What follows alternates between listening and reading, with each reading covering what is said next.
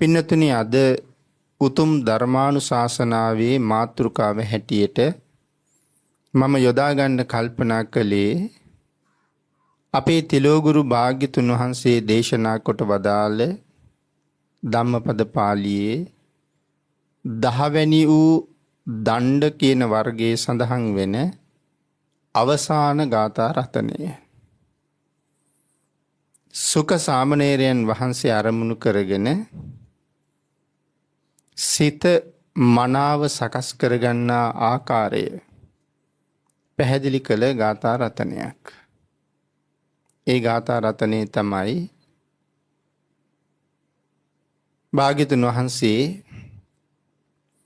දේශනා කොට වදාළේ සවැත් නුවර ජේතවනාරාමේ වැඩ ඉන්න කාලේ. සුඛ සාමණේරයන් වහන්සේ අරමුණු කරගෙනයි දේශනා කොට වදාළේ කියලා මම සිහිපත් කරන්නට යෙදුණා. පින්නතනි සුඛ සාමණේරයන් වහන්සේ කියලා කියන්නේ සවැත් නුවර ජීවත් වෙච්ච එක ඉසුරුමත් කුලයක ඉපදිච්ච පුංචි දරුවෙක් 7 අවුරුදු වයසේ පැවිදි ජීවිතයට ඇතුල් වෙනවා. විශේෂයෙන් අපේ සරියුත් මහරහතන් වහන්සේගේ ඊටාම කුළුපග දායක පවුලක්. මේ පිරිස නිතර සාරිපුත්තයන් වහන්සේ ඇසුරු කරගෙන බොහෝ පින්කම් කළා.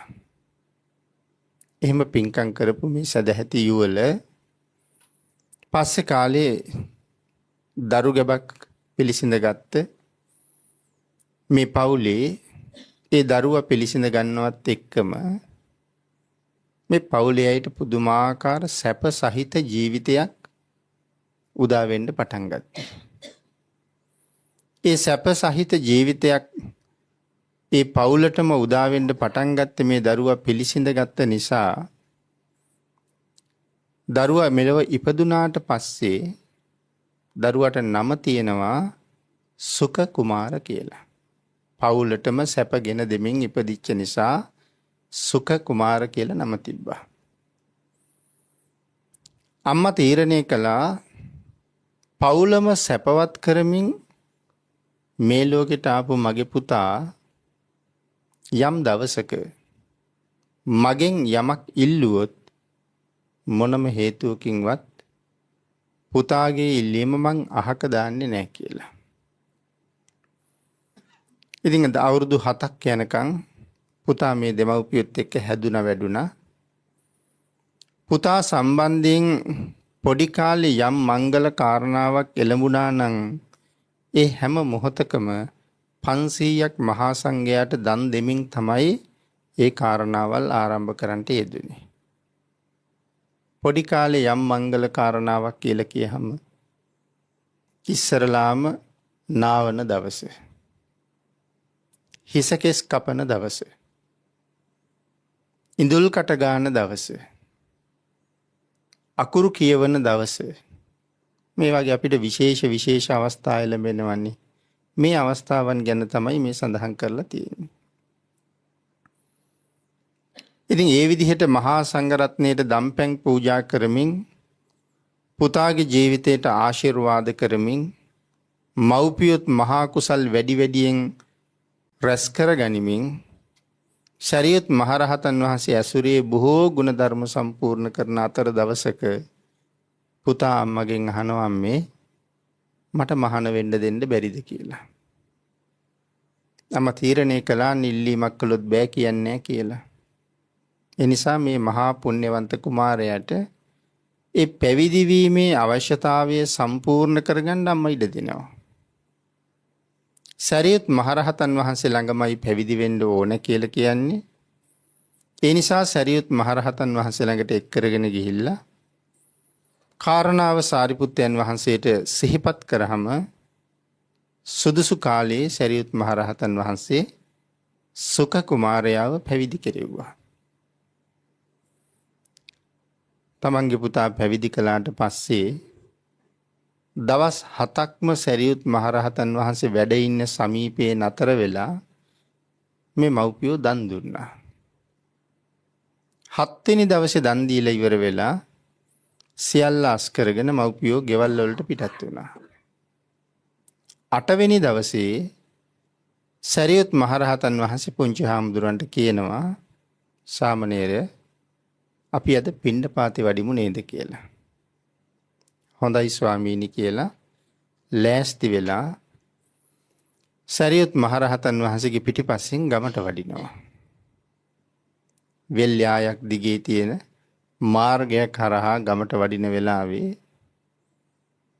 සුක සාමණේරයන් වහන්සේ සරියුත් මහරහතන් වහන්සේගෙන් ප්‍රශ්නයක් ඇහුවා. මේ පාරේ යනකොට දැකපු දෙයක්. වෙල්යාය මැද්දෙන් යන්නේ. එතකොට මේ පොඩි හාමුදුරුවෝ දකිනවා වේල්ලක් තියෙනවා. වේල්ල කියන්නේ මොකක්ද කියලා උන්වහන්සේ දන්නේ නැහැ. නමුත් සාරිපුත්තයන් වහන්සේගෙන් අහනවා ස්වාමීනි මේක මොකක්ද කියලා. උන්වහන්සේ සඳහන් කළා සාමණේර ඔය තියෙන්නේ වේල්ල. ස්වාමීනි වේල්ල කියන්නේ මොකේද? ඈත තියෙන වැවේ ඉඳලා මේ කුඹුරු යායට ජලය අරගෙන යන්නේ ඔය වේල්ල හරහා. වේල්ලෙන් තමයි ජලය ගෙනියන්නේ. උන්වහන්සේ නැවත ප්‍රශ්නයක් අහනවා ස්වාමීනි වැවේ තියෙන වතුරට කුඹුර දක්වා යන්න ඕන කියලා හිතක් තියෙනවද කියලා. නෑ සාමණේර ජලයට හිතක් නෑ. හිත්පිට තියෙන ගොවියා විසින් හිත්පිට නැති ජලය Tamanට උවමනා විදිහට කීකරු කරගෙන කුඹුර දක්වා අරගෙන යනවා. ඒක තමයි වෙන්නේ. දැන් ඕක මතක තියාගෙන තව ටිකක් දුර යනකොට පාරයිනි තියෙනවා කම්මලක්. ස්වාමීනි අරක මොකද්ද? සාමණේර ඒ තියෙන්නේ කම්මල. ස්වාමීනි කම්මලේ මොනවද කරන්නේ? සාමණේර බොහොම ශක්ති සම්පන්න යකඩ.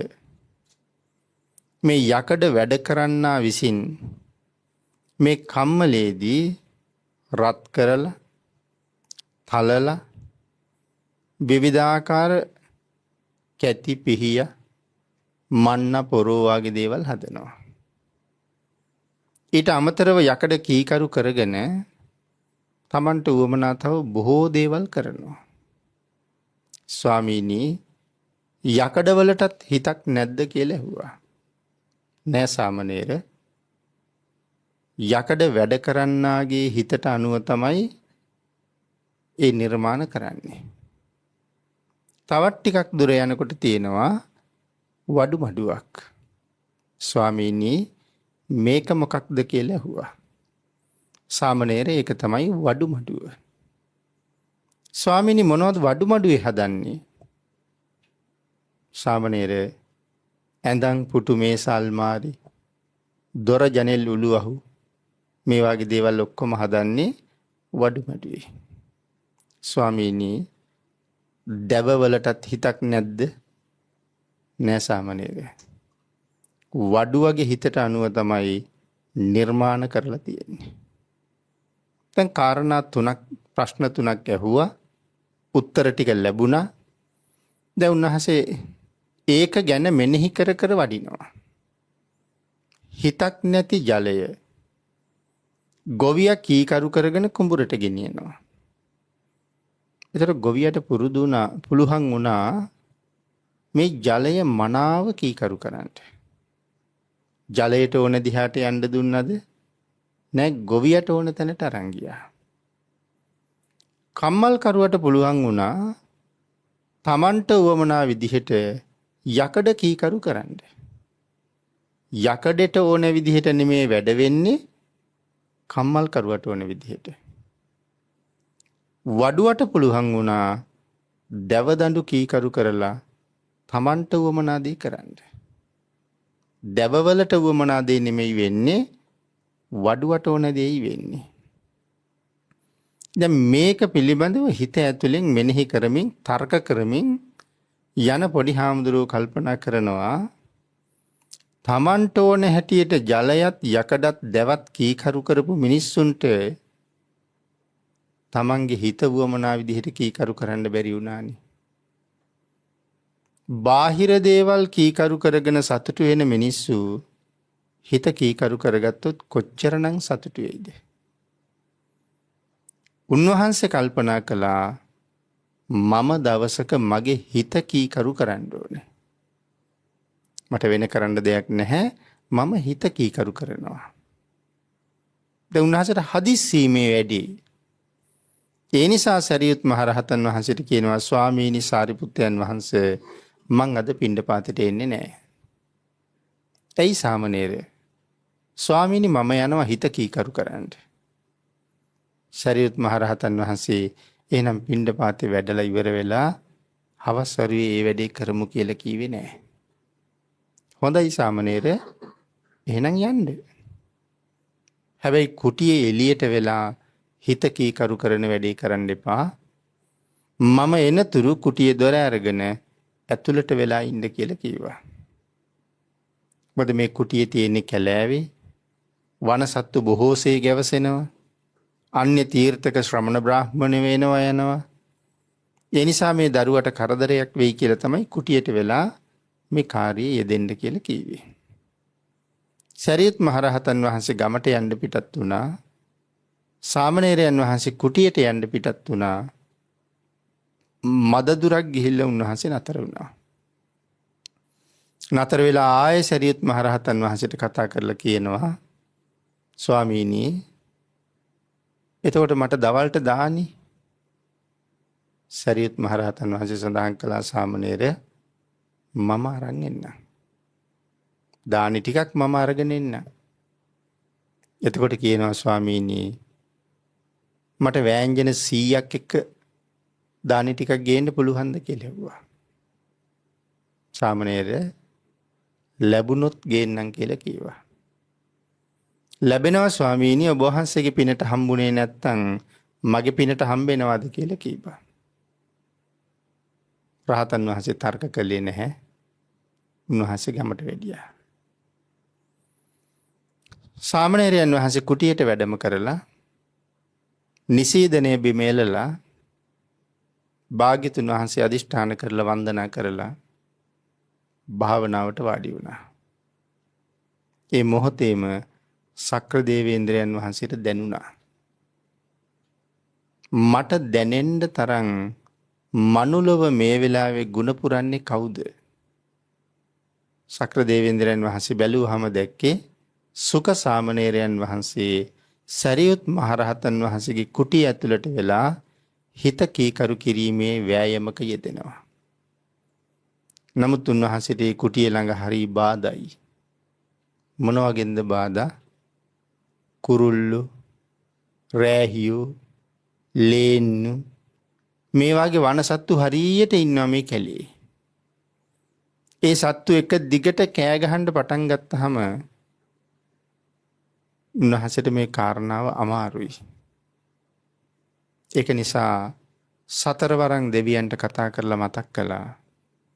සුක සාමණේරයන්ට හිත කීකරු කරගන්න සාරිපුත්තයන් වහන්සේගේ කුටිය ළඟ නිශ්ශබ්දතාවය ඇති කරන්න කියලා. වෙනතන විස්තර කරනවා නම් පැය ගාණක් මේ තැන්වල නතර වෙලා සාකච්ඡා කළ යුතු තැන් මේ තියෙන්නේ. සතරවරන් දෙවිවරු දැන් එන්නේ 7 අවුරුදු වයසේ පොඩි භික්ෂූන් වහන්සේ නමකගේ ගුණ පිරීමට උපකාර කරන්න. නමුත් කෝටි ගණන් පිරිස් පාලනය කරන මහ රජවරු 4 දෙනෙක් තමයි සතරවරන් දෙවිවරු කියලා කියන්නේ.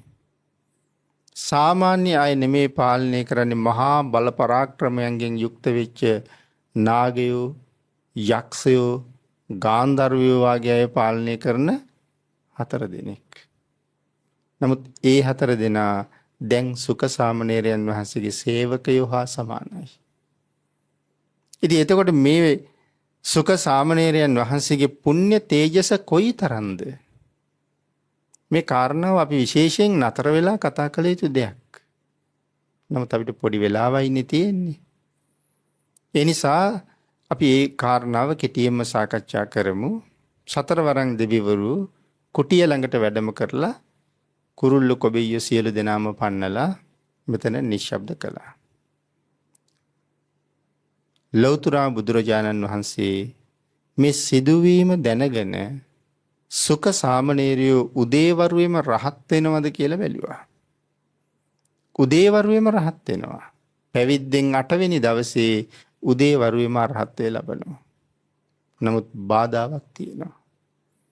සරියුත් මහරහතන් වහන්සේ පිණ්ඩපාත කරගෙන ඇවිල්ලා රහත් වෙන්න කලින් දන් වළඳන්න කියලා කතා කරනවා. ඒ කියන්නේ රහත් වෙන්න කලින් දන් වළඳන්න කියන්නේ නැහැ. දානි වළඳන්න කතා කරනවා. එහෙම වුණොත් අරහත්ත්වේ කරා යවෙන්නේ නැහැ. අනාගාමී භවෙන් නතර වෙනවා. ඒ නිසා බුදුරජාණන් වහන්සේ කල්පනා කළා අද සුක සාමණේරයෝ දන් වළඳන්නේ රහත් වෙලාමයි කියලා. භාග්‍යතුන් වහන්සේත් සාරිපුත්තයන් වහන්සේගේ සුගන්ධ කුටිය ළඟට වැඩලා දොරකඩට පිටුපාලා මහා පාංශු කුලයේ බිම එලලා භාග්‍යතුන් වහන්සේ වැඩ හිටියා. එතකොට ඒ දොර ඇතුළට අය වෙන කාටවත් යන්න බෑ. මේ කාරණාව දන්නව සක් දෙවිඳුත්. අවේලාවේ දන් වළඳන්න බෑ. ඒ නිසා සූර්ය දිව්‍ය රාජයාටයි චන්ද්‍ර දිව්‍ය රාජයාටයි කතා කරලා කියනවා ඉර මඩලයි හඳ මඩලයි මම කියන තුරු නවත්තන්න කියලා. පින්නතනි හිරු විමානය කරගත්ත සෝවාන් වෙච්ච දිව්‍ය රාජයෙක් ඉන්නවා. සූර්යයා කියලා කියන්නේ දෙවියෙකුගේ විමානයක්. චන්ද්‍රයා විමානය කරගත්ත ආර්ය වූ දිව්‍ය රාජයෙක් ඉන්නවා. ඒ දෙන්න තමයි සූර්ය දිව්‍ය රාජයයි චන්ද්‍ර දිව්‍ය රාජයයි. මේ දෙන්නම භාග්‍යතුන් වහන්සේගේ ශ්‍රාවකයෝ. සෝවාන් වෙච්ච අය. පිරිත් පොතේ අපිට පහසුවෙන් හඳුනා ගන්න පුළුවන් සූර්ය පිරිත සහ චන්ද පිරිත කියලා පිරිත් දෙකක් තියෙනවා. මේ දෙන්න වෙනුවෙන් රාහු අසුරේන්ද්‍රයාට කතා කරපු තැනක් තමයි ඒ තියෙන්නේ.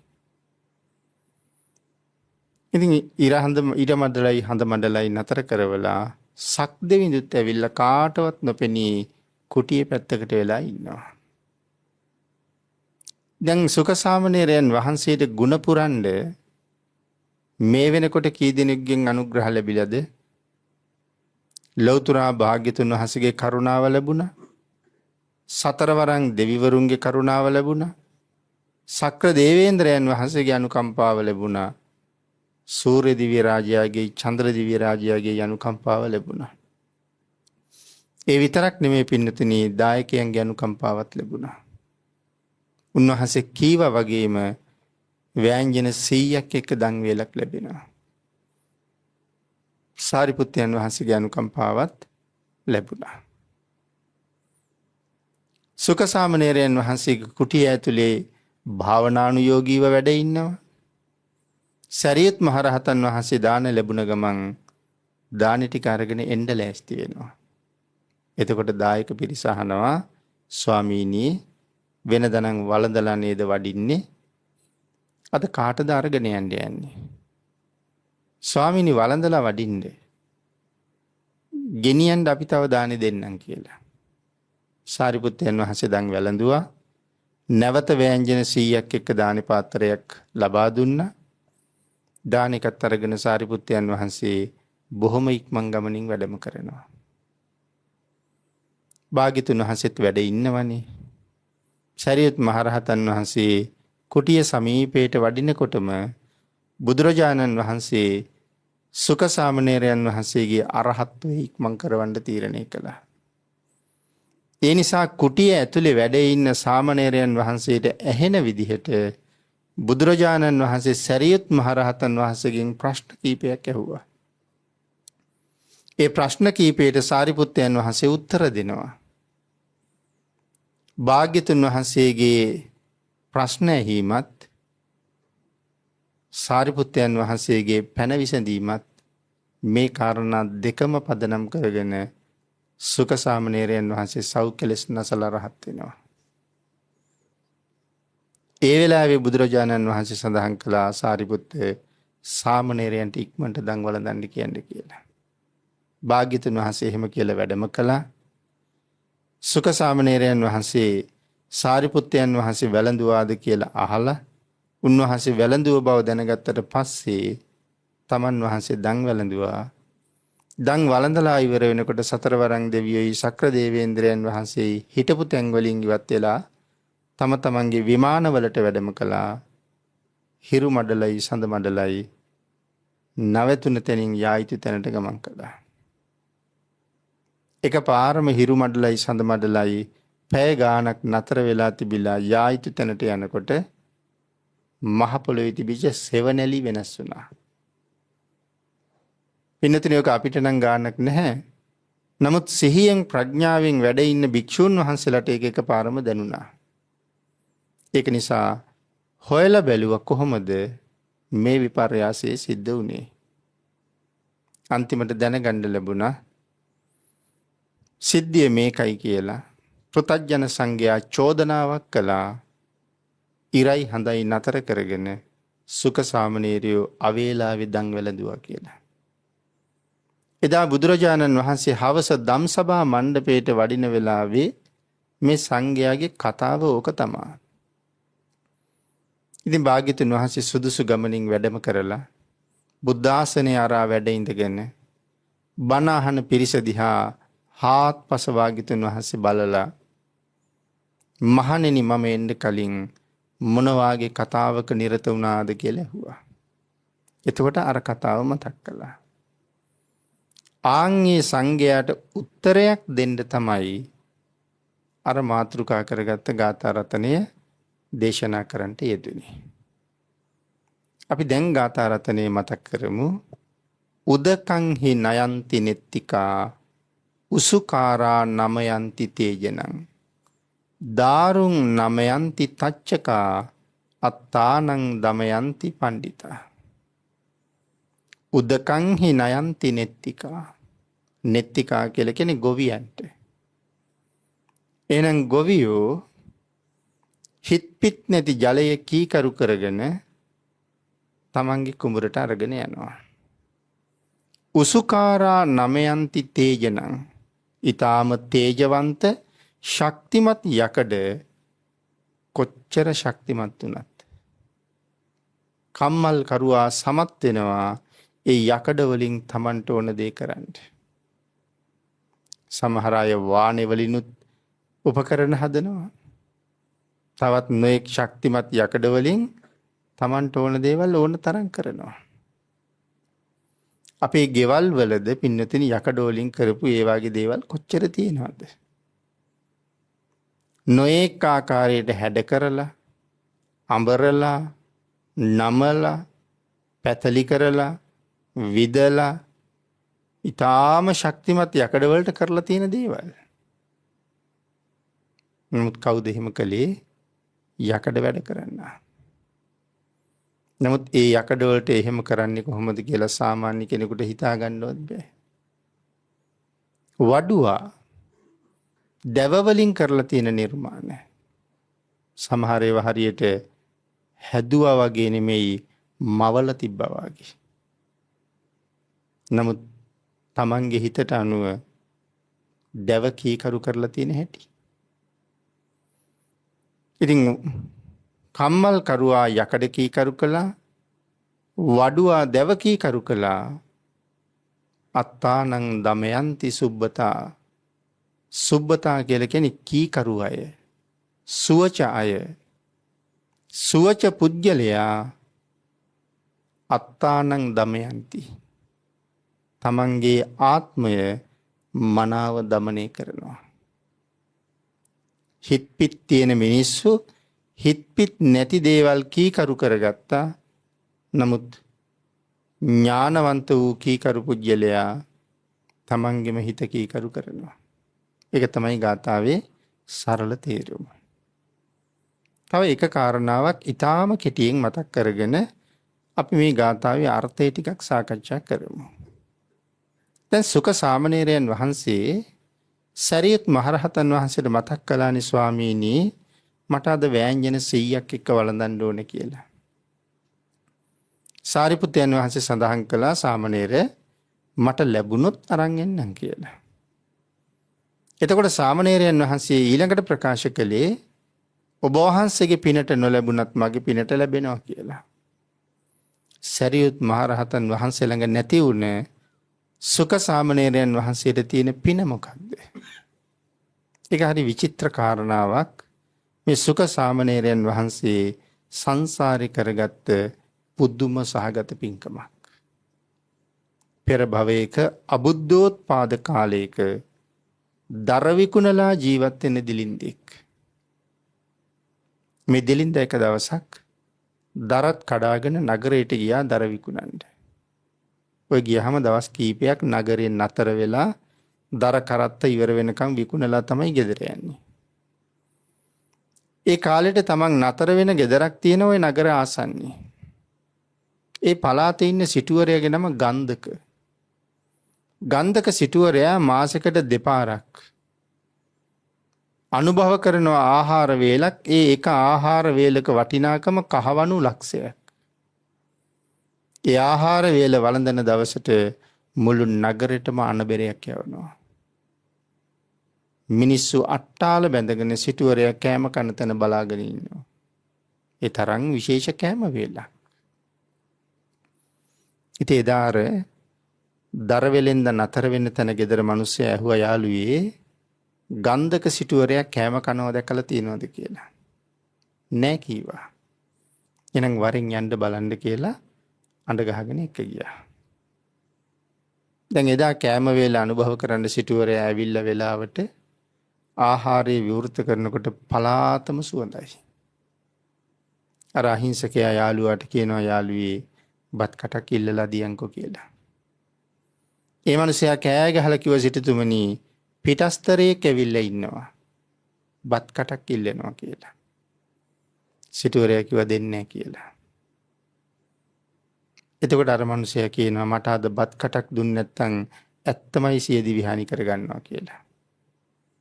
එතකොට අර මනුස්සයා කියනවා නේ ස්වාමීනි මේකට ජීවිතේ දෙනවා කියලා බත් කටක් දෙන්න. බත් කටක් නොලැබුණොත් සියදි විහානි කරගන්නවලු කියලා කිව්වා. මැරෙනවා නම් මැරිච්චාවි කිව්වා. එකෙකුට කටක් දුන්නාම ඔක්කොම ඉල්ලනවා. හැම එකාටම කට බෙදන්න ගියම මං කන්නේ මොකද්ද කියලා ඇහුවා. බත් කටක් නෙමේ වෑංජන 100ක් එක කෑම වේලක්ම දෙන්නම්. හැබැයි අවුරුදු 3ක් රෑ දවල් නිදි මරාගෙන වැටුප් නැතුව මගේ මාලිගාවේ වැඩ කරන්න ඕන කියලා කිව්වා. කැමති නම් කියන්න කියලා කිව්වා. අර මිනිසයා කිව්වා කැමතියි කියලා. පොඩි කාරණාවක්ද මේ බාරගන්නේ? රැට නිදියන්නත් අහනම් දවල්ට නිදියන්නත් අහනම්. වැටුප් දෙන්නේ නැහැ. රෑයි දවලුයි දෙකම වැඩ කරන්න ඕනේ. සුළුපටුද? එනතන අපිට ඔය විදිහට කියලා ලක්ෂ 2ක් 3ක් මාසෙකට පඩිය දෙන්නම් කීවත් රෑ දවල් දෙකම නිදි මරාගෙන වැඩ කරන්න යයිද අපි? යන්නේ පින්නතුනි. නමුත් මේ පුජ්‍යලයා කිව්වා කියලා. පොඩි විවේකයන් ලැබෙන්න ඇති. නමුත් රෑ දවල් කියලා විවේකයක් ගන්න කාලයක් නැහැ. දැන් මේ මොනවටද මේ වැඩ කරන්නේ? දර ටික විකුණගෙනත් පවුල නඩත්තු කළානේ. දැන් බලන්න රෑ දවල් දෙකම අවුරුදු 3ක් මේ ගෙදර වැටුප් නැතුව වැඩ කරනකොට පවුල ජීවත් වෙන්නේ කොහමද? එහෙනම් මොහු දරුවෝයි බිරිඳයි පවුලේයි ඔක්කොම අත්හැරියනේ. ආයි ගෙදර ගිහිල්ලා එන්න කියලා විවේකයක් ඉල්ලන්න නෙමෙයිනේ. අත්හැරියා ඒ සියලු දෙනාම. තමන්ගේ ජීවිතේ වගේ ඉන්න දරුවෝ, ඒ වගේම තමන්ගේ බිරිඳ, අම්මා තාත්තා හිටියනම් ඒ හැමෝම, යාළුවෝ මිත්‍රයෝ හිටියනම් සියලු දෙනාම තමන්ගේ කියලා ලෞකික වූ යමක් තිබුණා නම් ඒ සියල්ලම අත්හැරියා මේ කෑම වේලක්ින්ද. ආන් ඒක නිසා මිනිස්සු නමක් හැදුවා බත් බැලය කියලා. පින්නතනි හරියටම අවුරුදු 3ම වැඩ කළා. සේවකයෝ ගිහිල්ලා සිටුතුමාට කිව්වා බත් බැලයගේ කාර්ය අකුරටම කළා කියලා. සිටුවරයා කියනවා එහෙනම් මම නාන තැනින් නාන්න කියන්න. දැන් එයාගේ කැපකිරීමට අවශ්‍ය දායාදේ ලැබෙන්නයි යන්නේ. ඒතර මම නාන තැනින් නාන්න කියහම දැන් නාන්න දෙන්නේ සිටුතුමා නාන තැනනේ. එතන මේ අපි ගිහිල්ලා නාන තැනකට වඩා බොහොම උසස් තැනක්. මම අඳිනවා වගේ ඇඳුම් වලින් සරසන්න කිව්වා. සිටුතුමා කෑම කන්නේ කහවණු ලක්ෂයක් වටින තලියක. ඒ තලිය තියාගන්න කහවණු ලක්ෂයක් වටින දරණුවක් තියෙනවා. ඒ දෙකම පලිඟු. කහවණු ලක්ෂයක් වටින පලිඟු මේසයක් තියෙනවා. කහවණු ලක්ෂයක් වටින පලිඟු පුටුවක් තියෙනවා. මේ පුටුවේ ඉඳගෙන අර මේසෙ ළඟ තමයි කෑම කන්නේ. කුටියත් ඒ වගේම තැනක්. යම්සේ මට ආහාර බෙදනවද එවන්ම තලියක ආහාර බෙදලා එවන්ම පුටුවක එවන්ම මේසක වඩා හිඳවලා නගරේටම අඬබෙර යවලා කෑම වේල දෙන්න කිව්වා. පින්නතනි එදා සිටුවරයා කෑම කනවා බලන් දෙනවට වඩා තවත් දහස් ගණන් දෙනා ආවා. අවුරුදු 3ක විජයග්‍රහණය දකින්න. කෑම වේල අනුභව කරන්න ඔන්න මෙන්න ආහාර වේල විවෘත කළා. රසනහර පිනා යනවා සුවඳට. බත්පතට අත තියන්න ලෑස්ති වෙනකොටම ගන්ධමාදන පර්වතයෙන් පසේ බුදු කෙනෙක් පිණ්ඩපාතේ වෙදියා. එවලෙම නැගිට්ටවත් බැලයා බුදුරජාණන් වහන්සේ ළඟට ගිහිල්ලා බැලුවා පාත්‍රී දානි තියනවද කියලා. ස්වාමීනි දානි ලැබිලා නෑ නේද කියලා ඇහුවා. ලැබෙයි පුතේ කියලා කිව්වා. නෑ ස්වාමීනි ලැබෙන්න කාලයක් නෑ. කාල වේලාව ඉක්ම යනින් තියෙනවා. මට අනුකම්පා කරන සේක්වා. තමන්ගේ කෑම වේල ගෙනාවා පාත්‍රයට පිළිගන්නවා. භාගයක් බෙදනකොට අතවහලා කිව්වා ඇති කියලා. නෑ ස්වාමීනි ඇති නෑ. මේක දෙන්නෙකුට අනුභව කරන කෑම වේලක් නෙමෙයි මේක එක්කෙනෙකුගේ කෑම වේලක්. ස්වාමීනි සංසාරේ දන් දුන්නා මදි. සංසාරේ දන් දුන්න මදිකමටම මේ කෑම වේල ලබන්න 3 අවුරුද්දක් මං විඳපු දුක දන්නේ මම විතරයි. ඒ දන් දුන්නේ නැති හින්දා. මෙලවින් සංග්‍රහයිපා. පරලොවටම සංග්‍රහ කරන සේක්වා. සියල්ල ඉවසා වදාරන සේක්වා කියලා එක බත් සරලුවක් දිවේ තියලා මේ කෑම වේලේ රස මොකක්ද කියලාවත් බැලුවේ නැහැ. සියල්ල පිළිගන්නවා. මිනිස්සුන්ගේ සාදුකාර හඬ මුළු නගරයට දෝංකාර දෙනවා. සිටුවරයටත් ඇහෙනවා. සිටුවරයා කල්පනා කළේ බැලයට බත් එක අනුභව කරගන්න බැරුව මිනිස්සු සමච්චල් කරනවද කොහෙද කියලා. සේවකයන්ගෙන් ඇහුවා මොකද්ද ඔය ඇහෙන ගෝසාව කියලා. එතකොට තමයි සඳහන් කළේ 3 අවුරුද්දක දානේ වේල පසේ බුදුන්ට පූජා කළා. මිනිස්සුන්ට සතුට දරා ගන්න බැරුව සාදුකාර පවත්වනවා කියලා. අන්තිමට ගන්ධක සිටුවරයා බත් බැලයට කොච්චර ධන සම්පත් දුන්නද කියනවනම් එකම නගරේ සිටුවරු දෙන්නෙක් බිහි වුණා. බත්ත පටික සිටානෝ කියලා බත් බැලය එදා ඉඳලා හැඳින්වුවා. මරණින් මත්තේ සුගතියේ ඉපදිලා සතර අපායක් එතනින් එහාට නොදැකම ඉඳලා අපේ භාග්‍යතුන් වහන්සේගේ කාලේ මනුලොව ඉපදිලා පවුලක් සැපයෙන් උතුරවලා මෙලොව එළිය දකින්නේ ඒ මහා පුණ්‍යවන්තයා තමයි. එදා දානි දුන්න පින මතක් වෙලා තමයි කියන්නේ ඔබ වහන්සේගේ පිනට නොලැබුණොත් මගේ පිනට වෑංජන 100ක් අද ලැබෙනවා කියලා. එන පින්නතේ මේ කාරණාව අපි තව ටිකක් සාකච්ඡා කළොත් ගාථා රතනයෙන් කරුණු අරගෙන හිත් පිට නැති බොහෝ දේවල් හිත් පිට ඇති අය විසින් Tamanට ඕන විදිහට කීකරු කරගත්තත් ඒ දේවල් කීකරු කරපු මිනිස්සු කවදාවත් Tamanගේ හිත කීකරු කරන්න උත්සාහ කළේ නැහැ. එහෙනම් ඔබත් එහෙමයි මමත් එහෙමයි. හිත් පිට නැති දේවල් කොච්චර අපි කීකරු කරගන්නවද? ඇඳගෙන ඉන්න ඇඳුම ගැන හිතන්න. ඇඳුමටත් හිතක් නැහැ. ඒවා නිරන්තරයෙන් ලිහිලා යන දේවල්. නමුත් අපිට ඕන හැටියට කීකරු කරලා ගැට ගහලා හිර කරලා ඔය ඇඳගෙන පැලඳගෙන ඉන්නේ. අපිට උවමනා හැටියට අය ඔය කීකරු කරගෙන ඉන්නේ. නැතු ඇඳුමට කිසි හිතක් නැන්නේ. පුටුව හදාපු මිනිසයාගේ හිතට අනුව හිත පිට නැති ඔය ප්ලාස්ටික් අපිට ඉඳගන්න පහසු පුටුවක් හැටියට කීකරු කරලා තියෙනවා. ඉතින් මේ ලෝකේ හැමදේම හිතක් තියෙන අය විසින් Tamanට අනුව කීකරු කළා. නමුත් ඒ මිනිස්සු කවුරුවත් Tamanට වමනා විදිහට හිත කීකරු කරන්න බැරි වෙච්ච අය. ආන් ඒක නිසා සංසාරේ කෙරවලක් තාම දැක්කේ නැහැ. ලෞතර බුදුරජාණන් වහන්සේ ලෝකයට පහළ වෙන්නේ ඊටාම කලාතුරකින්. හැබැයි භාග්‍යතුන් වහන්සේ ලෝකයට හොයලා දෙන ඒ අති විශිෂ්ටතම ක්‍රමවේදය මෙතෙක් මේ ලෝකේ කවුරුවත් හොයාපු නැති ක්‍රමයක්. කාටවත් හොයාගන්න බැරි වුණ ක්‍රමයක්.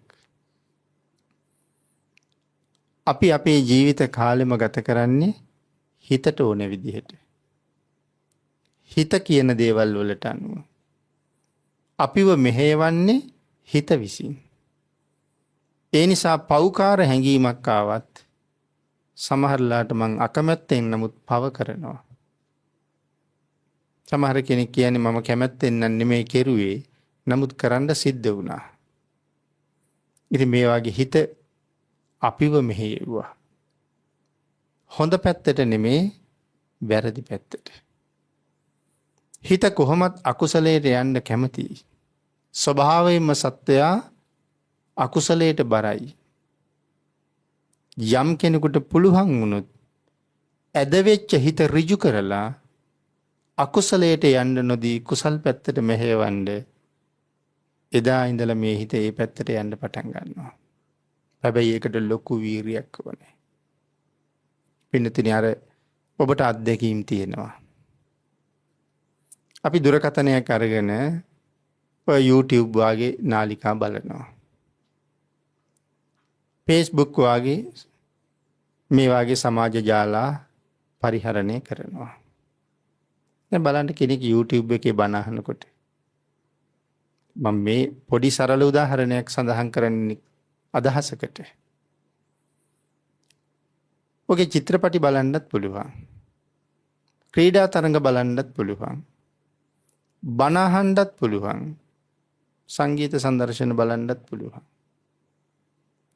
කෙනෙක් චිත්‍රපටිම බලන්න පුරුදු වෙච්චාම ඒක දිගටම එන්නේ චිත්‍රපටිමයි. ක්‍රීඩා බලන අයට ඒක දිගට පෙන්වන්නේ එතන ඉඳලා ක්‍රීඩා තරඟමයි. බණ අහන කෙනෙක්ගේ දුරකථනයක් අරගෙන YouTube එකට ගිහිල්ලා බලහම ඒකේ එන්නේ ධර්ම දේශනාවයි. අන්න ඒ වාගේ තමයි මේ හිතත්. පෞකාර පැත්තට හිතන්න පටන් ගන්නකොට ඒ පැත්තටම යනවා. කෙනෙක් පිනට යොමු වෙන්න පටන් ගත්තාම පින්කමක් සංවිධානය කරන්න ගත්තාම හැම වෙලාවෙම හිතට එන්නේ ඒ පින්කම කරන්නේ කොහොමද? පින්කම කරන්නේ කොහොමද? මොනවද කරන්න ඕනේ? කොතනද අඩුපාඩු? කොහොම කළොත් ලස්සනද? ඒ වාගේ සිතුවිලිමයි එන්න පටන් ගන්නෙ. කෙසේ වෙතත් මේ හිත අපිව පාලනය කළා. නමුත් භාග්‍යතුන් වහන්සේ දේශනා කළේ මම විසින් හිත පාලනය කරන ක්‍රමයක්. භාග්‍යතුන් වහන්සේගේ ක්‍රමයට අනුව හිතට අනුව අපි වැඩ කළා නෙමෙයි අපට අනුව හිත වැඩ කළා. රහතන් වහන්සේලාගේ ජීවිත තිබුණේ එහෙමයි. ඒ හිත Tamanට ඕන විදිහට පාලනය කළා. භාග්‍යතුන් වහන්සේ මේ හිත Tamanට ඕන විදිහට පාලනය කළා. හිත කියලා කියන්නේ විශ්ව ලෝකයේ පුදුමාකාර ශක්ති සමුදායක්. ඒට අභියෝග කරන්න පුළුවන් තවත් බලයක් විශ්වේ නැහැ කවදාවත් පින්නතුනි. ආන් ඒක නිසා භාග්‍යතුන් වහන්සේ දේශනා කරනවා තමන්ගේ හිත කීකරු කරන්න තමන් කොහොමද කටයුතු කරන්න ඕනේ. මෙච්චර කාලයක්ම අපිට බැරි වුණේ ඒක. මේ සංසාරේ කොච්චරනම් අපි ඉපදුනාද? ඒකනේ අනමතග්ග සංයුක්තයෙන් දේශනා කළේ එකම අම්මා කෙනෙක්ගේ මරණය වෙනුවෙන් අඬාපු කඳුළු සාගර ජලයට වඩා වැඩි කියලා. එතකොට මේ සසරේ ඉම කොන ගැන අපට තේරෙනවද? අනමතග්ගෝ යං සංසාරෝ පුබ්බා කෝටීන පඤ්ඤායති. මහණෙනි ඒ සංසාරයාගේ පෙර කෙරවල පණවන්න බෑ. එවන් දිග සසරක බුදුරජාණන් වහන්සේලා කී කෝටියක් ඔබට මට මුණ ගැහෙන්න ඇද්ද? උන්වහන්සේලා කොයි තරම් අපට අනුශාසනා කරන්න ඇද්ද? නමුත් පින්නතුනි අවම වශයෙන් සෝවාන්වත් වෙන්න අපිට තව බැරි වුණා. භාග්‍යතුන් වහන්සේ සෝවාන්වත් වෙන්න කියලා කියන්නේ නැහැ. කොතනවත් බුද්ධ ධර්මයේ උගන්වන්නේ නැහැ සෝවාන්වත් වෙන්න කියලා. උගන්වන්නේම රහත් වෙන්න කියලා. නමුත් අපිට ඒ රහත් මගේ පළවෙනි පියවරටවත් තාම අඩිය තියාගන්න බැරි වුණේ ඇයි? බුදුරජාණන් වහන්සේ නම් මඟ පෙන්නවා. අපි බණත් ඇහුවා තමයි අපිට තාම බැරි වුණා කීකරු වෙන්න. එදා ඉඳලා මේ සංසාරේ අපි තාමත් අකීකරු ශ්‍රාවකයෝ මිසක් කීකරු ශ්‍රාවකයෝ නෙමෙයි. පෙර ශාසනවල අකීකරු වුණා වගේම මේ ශාසනෙත් අපි අකීකරුයි. ඒ අකීකරු බව හඳුනා ගන්න ඉච්චර අමාරු නැහැ. නිවන් දකින්න යන පුජ්‍යලයකට අපූර්වතම අනුපූර්ව ප්‍රතිපදාවක් භාග්‍යතුන් වහන්සේ පෙන්නලා තියෙනවා. ඒ ප්‍රතිපදාවේ මුලම තියෙන්නේ තුනුරුවන් සරණ යාම. මුලම ඉන්නේ තුනුරුවන්. තුනුරුවන් සරණ ගිහිල්ලා ඊළඟට භාග්‍යතුන් වහන්සේ තවත් පියවරක් පෙන්නවා පන්සිල් ආරක්ෂා කරන්න කියලා. ඒක නිසානේ අදත් අපි තිසරණ සහිත පන්සිල් සමාදන් වෙන්නේ. මුලින් තිසරණ ඊට පස්සේ පන්සිල්. කාරණා පහක් දේශනා කරලා කිව්වා මේ පහට කීකරු වෙන්න කියලා. ඒ වුණාට අපිට තවම ඒ පහට කීකරු වෙන්නත් බැරි වුණා නම් නිමක් නැති කෙලෙස් සතුරන් එක්ක අපි කොහොම සටන් කරන්නද? අන්න ඒ නිසා ධම්මපද පාළියේ දේශනා කළා යෝ සහස්සං සහස්සේන සංගාමේ මානුසේ ජිනේ ඒකංච ජෙය්‍ය මත්තානං සවේ සංගාම යුත්තමෝ. යමෙක් යුද බිමට ගිහිල්ලා සතුරන් දසලක්ෂයක් තනියම පරාජය කරලාවත් මහණෙනි මම ඔහුට විරුවා කියලා කියන්නේ නැහැ. සතුරන් දසලක්ෂයක් පරාජය කරපු කෙනා විරුවෙක් නෙමෙයි. නමුත් එකෙක් වෙච්ච තමන් දිනාපු දවසට ඔහුට විරුවෙක් කියලා කියනවා. එහෙනම් අභ්‍යන්තර සතුරා දිනපු දවසට බාහිර සතුරා නිකම්ම පරාතයි.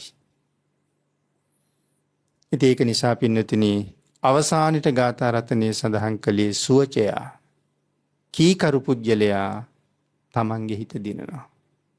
බඩුවා දැව දිනුවා, කම්මල් කරුවා යකඩ දිනුවා, ගොවියා ජලය දිනුවා.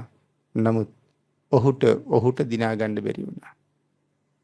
එහෙනම් අපිටත් තාම අපිව දිනන්න බැරි වුණා. ඒ නිසා අවවාද කළේ සුවච වෙන්න, කීකරු වෙන්න. කාටද? භාග්‍යතුන් වහන්සේගේ වචනෙට කීකරු වෙන්න. එදාට සසරක්ම දිනන්න පුළුවන්. මේක මහා ලොකු දෙයක් හිතන්න භාග්‍යතුන් වහන්සේ අපිට ඉඩ තිබ්බේ නෑ පින්නතුනි. කරන්න දෙයක් අපිට දුන්නෙත් නෑ භාග්‍යතුන් වහන්සේ. භාග්‍යතුන් වහන්සේ ඔක්කොම කළා. සේරම කරලා භාග්‍යතුන් වහන්සේ අපිට පාර පෙන්නවා දැන් හරි මේ පාරේ යන්න කියලා. අපිට තාම පාරේ යන්නත් බැරි වුණා. පින්නතුනි අපිට කණේ අමාරුවක් හැදුනහම දොස්තර මහත්තයා ගාවට ගිහිල්ලා බේත් ගන්නවා. දොස්තර මහත්තයා කනට බේත් දෙන්නේ නැහැ. දොස්තර මහත්තයා බෙහෙත් දෙන්නේ අපිට බොන්න. ඒ බෙහෙත් ටික ගෙනල්ලා අපි කියාපු විදිහට පාවිච්චි කරනවා. බෙහෙත් කටට දාගත්තාම ඉස්සෙල්ලා මුඛය ඇතුලේ දිය වෙනවා. ඒ ටික මුඛය තුලින්ම ඇතුලට ගන්නවා. ඇඟට උරා ගන්නවා. ගිලිනකොට උගුරට යනවා. උගුර හරහා ගමන් කරනකොට ඒ ගමන් කරන අතරතුරත් දිය වෙනවා. ඒ අවශ්‍ය ප්‍රමාණයෙන් එහෙමම ශරීරගත වෙනවා. ආමාශයේදී ජීර්ණය වෙලා තව කොටසක් ශරීරගත වෙනවා. අන්තර දිගේ ගමන් කරනකොට තව කොටසක් ශරීරගත වෙනවා. බෙහෙත් වේල් දෙක තුනක් පාවිච්චි කළා. හැබැයි මුඛය හරහා අන්තරෝසේ කැඟෙන් බැහැර වෙලා ගියා. කන දිහාට මොකවත් ගියාද? නමුත් බේත් වේල් දෙක තුනක් පාවිච්චි කරනකොට සනීප වෙලා තියෙන්නේ කනනේ. එතකොට මේ කුසට බීපු බේත් වලින් කන සනීප වුණේ කොහොමද කියලා හොයන්න අපිට උවමනාවක් තිබ්බද? නැහැ පින්නතුනි. කන සනීපයි, කාරණාව ඉවරයි. තිලෝගුරු භාග්‍යතුන් වහන්සේ ඔබටත් මටත් නිවනට යන්න මග භාග්‍යතුන් වහන්සේ හොයලා තියෙන්නේ. සකල ලෝක සත්වයාගේම නිවන් මඟ භාග්‍යතුන් වහන්සේ දන්නවා. ඒ සියලු දෙනාට නිවනට යන්න අවශ්‍ය මඟ මේ ධර්මයේ තුල දේශනා කරලා තියෙනවා. නිවන් මඟ හොයාගෙන යන්න අපිට උවමනා නැහැ. පාර පෙන්නලා තියෙනවා, පෙන්නපු පාරේ යන්න විතරයි තියෙන්නේ. එහෙම යනකොට කොහොමද නිවන් දකින්නේ කියලා මුතුයෙන් හොයන්න ඕනේද? බුදුන් වඳිනකොට නිවනට ලං වෙන්නේ කොහොමද? දානි පූජා කරනකොට නිවනට යන්නේ කොහොමද? සිල් ගන්නකොට නිවනට යන්නේ කොහොමද? භාවනා කරනකොට නිවනට යන්නේ කොහොමද? එකක්වත් අපිට හිතන්න ඕනේද? කියාපු දේ කරන්න විතරයි තියෙන්නේ. ඒක කරගෙන යනකොට බෙහෙත බොනකොට ඉබේම කන සනීප වුණා වගේ භාග්‍යතුන් වහන්සේ පෙන්නපු මාර්ගයේ යනකොට ඉබේම අපි නිවනට ලං වෙනවා. ඒ තරම් පහසු මගක් පෙන්නලා තියෙනකොට කලාතුරකින් ලැබෙන බුද්ධෝත්පාදයයි සම්මා දිට්ඨික මනුස්ස ජීවිතයයි ලැබිලා තියෙන වෙලාවේ ඒක අතපහු නොකර තමන්ගේ ලැබිච්ච මනුස්ස ජීවිතයට තමන්ගේ ආත්මයට සාධාරණයක් කරගන්න කියලයි භාග්‍යතුන් වහන්සේගේ අවවාදයෙන් සඳහන් කරන්න තියෙන්නේ. ඒ මග ගමන් කරන කෙනෙක් යම් දවසක මරණය එළඹුණා නම් එදාට ඔහු hina වෙලා ස්පියා ගන්න කෙනෙක්. එහෙම කෙනෙක් වෙන්න තුනුරුවන්ගේ ආශිර්වාදයෙන් ඔබටත් ශක්තිය ලැබේවා කියලා ප්‍රාර්ථනා කරනවා. පින්නතුනි, අද උතුම් ධර්මානුශාසනාවේ දායකත්වයේ ගෙන කටයුතු කරනු ලබන්නේ හොරණ කුඩා උඩුව, මහ උඩුව, වවුලුගල නොම්බර 5-2 නිවසේ පදිංචි පී.ඒ. ඉන්ද්‍රා මාලනී විශ්‍රාමික ගුරු මාතාව විසින් උතුම් අරමුණ සුජීවත්ව සිටින ඥාති හිත මිතුරු පිරිස වන